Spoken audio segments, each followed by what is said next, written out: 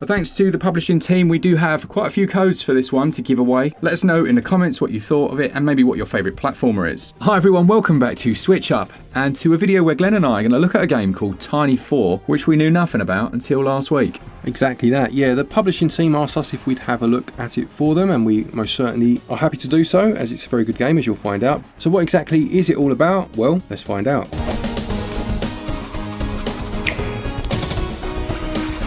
So in terms of the story, young Thor goes to his father Odin and receives the hammer. Oh yeah, Mjolnir. That's the one, I'm glad you said it. And he goes off ready for an adventure after he's asked to help with a problem in the forest. He wants to be home in time for his birthday party though, although there seems to be quite a lot of play here, so whether he'll make it in time, you'll have to find out. Gameplay wise, this one's much more complex than I initially thought it would be. So on the one hand, you've got a traditional style platformer, 90s style, where you move from stage to stage on an overworld map, and then in the stages, yeah, it gets a bit more complex, doesn't it? It does indeed. So the hammer that we mentioned just now is the main crux of the gameplay. You'll be able to throw it at enemies in a quite traditional way, but you can also bounce it off the walls using almost like a trajectory line to see exactly where it will go. Very similar to something like Buster Move or Puzzle Bubble in that respect, and you'll have to use this to solve some light puzzling sections in order to get through the levels. Now what is nice is that those light puzzling sections, they'll be the ones that you have to do, and then there'll be quite a few in the stage to unlock the secret areas that will be much more tricky, let's say. Yeah, so in terms of collectibles, there are two main types. You have the main diamonds, the red diamonds, and there are also smaller blue gems, and both of these are a currency of sorts. The red diamonds will unlock secret stages or challenge stages, I suppose is a better word for them, and these are pretty damn tough, to be fair. And then the blue ones you can use at the shop that you'll find to unlock passive abilities. So for example, it could be that it allows you to have your hammer return to you instantly rather than allowing for motion to take its course first. In terms of controls, it controls very well. It's a very precise platformer. Obviously, as you unlock new moves, that increases your ability to traverse the environments. But just the base controls, the rate at which it responds to your inputs, it's really good. Yeah, it's incredibly tight. Mark mentioned there unlocking new moves. Now you do that by defeating the bosses that you'll encounter as you go along. And these range from, or the first couple at least, are a double jump, and then you unlock the ability to wall jump. And these really do allow the game to become much more elaborate in terms of the levels, in terms of how much verticality they have, but you can also go back to the previous levels and use these newfound abilities to get some of the aforementioned diamonds that may have been out of reach before. Yeah, in that regard, I would mention to Glenn that there are elements here taken from Metroidvanias where you unlock those new skills, and then it keeps that traditional style of platformer, which I really like.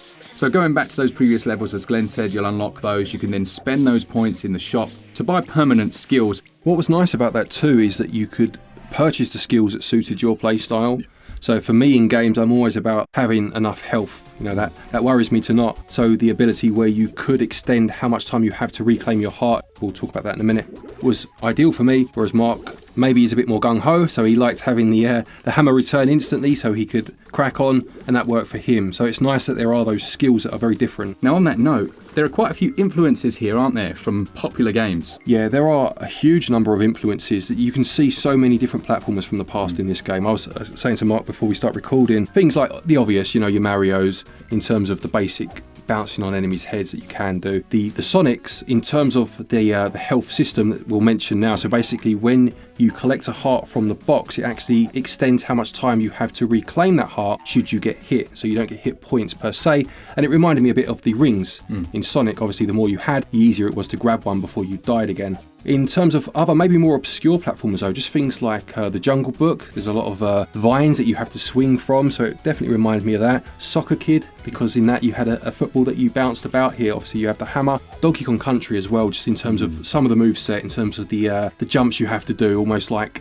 jumping down into a pit and jumping back up again, things like that, you know? Absolutely. And before we say anything else, it's worth mentioning that the Nintendo Switch version is going to get, like the PC version did, an assist mode. This includes a higher jump if you want to use it, making trickier jumps easier, an option called Heartstrings, which drags the heart towards you, a more sticky wall jump to make that a little easier, ice wall jump, a longer invincibility mode, and also God mode. All those accessibility options can be toggled on and off to make the experience a little easier if you require it. it. Now, it doesn't start out too difficult at all. In fact, it has quite a fair gradient in terms of its difficulty, but it does reach the heights of what I would say puzzle platforming difficulty can be. Yeah, I would agree with that. I think it relies on you as the gamer to understand its mechanics and become well accustomed with them quite quickly. And if you do that, I don't think you'll have an issue with it. You'll find it difficult, but you will enjoy the experience. But it is all about learning those mechanics nice and quick, you know? All I will say regarding difficulty is look out for the bees. There is one section and suddenly you're like, oh my goodness. Yeah, the bees were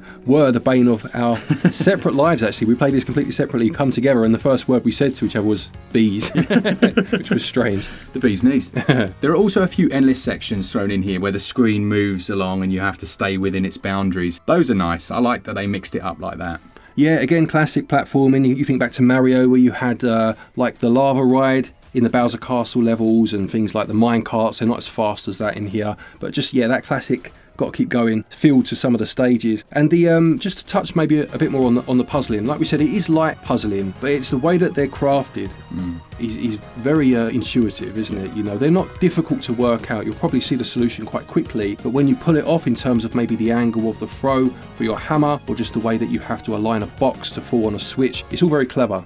Absolutely. There were a couple of times where I must admit I thought, is there a solution in this area, or am I here when I shouldn't be? There will always be a solution to the problem in front of you, so it's nicely designed in that regard.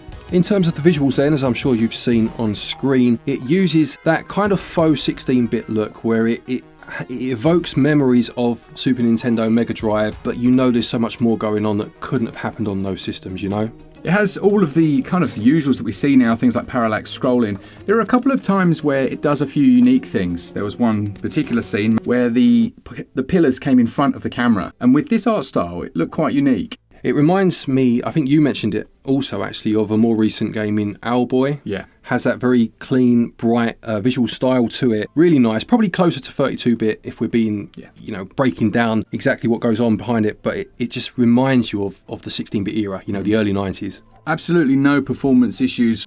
Load times were very fast. It's probably 60 FPS by the looks of it. And I didn't have any crashes or anything like that. In terms of the music, now I have to say it uses a quite lovely chiptune that really does kick in at times. It's got quite a high tempo to it, and it just suits that frantic action really well. My favourite was actually the menu screen, or the overworld map, I should say, music, which is probably not the most interesting to sample for you because there'll be nothing going on screen, but it really was lovely to listen to.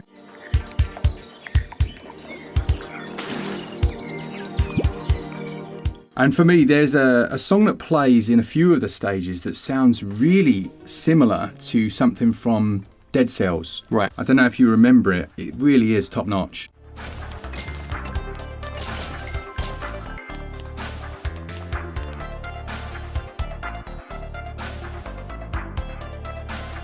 In terms of value then, it will cost you £16.75 and regional equivalents will be on your screen now. Now in terms of how long it will take to beat, obviously these are so heavily reliant on skill at times that it will vary wildly from person to person, but I think a fair range would be somewhere between 6 to 10 hours. Obviously then you have the further incentive to go back to previous levels and get all of the collectibles too, if you are that way inclined. I think it's quite fair to say that the eShop is almost saturated with every genre at this point, and to stand out isn't an easy thing to do, but I would say that Tiny Thor manages to do it. It certainly deserves to do it. It's one of those platformers, you play so many these days, and they have to get all of their ingredients right, and you'll play a couple of levels of this and it will just click. You'll be like, yeah, this one does it. Especially with those controls. They are so tight that it elevates everything, doesn't it, you know? Absolutely. As we always say with sponsored videos, make sure that you go and watch reviews. Go and watch a non-sponsored review. I'm pretty sure they'll say the same thing as we are right now. But yeah, let us know what you thought in the comments. We'll be giving away a few copies of this one. Absolutely. One more thank you to the publishing team for sponsoring this episode. Don't forget, if you are looking for eShop credit to pick this game up, you can do so via our website, switchup.gg. You can get your eShop cards from there, and doing so will get you 5%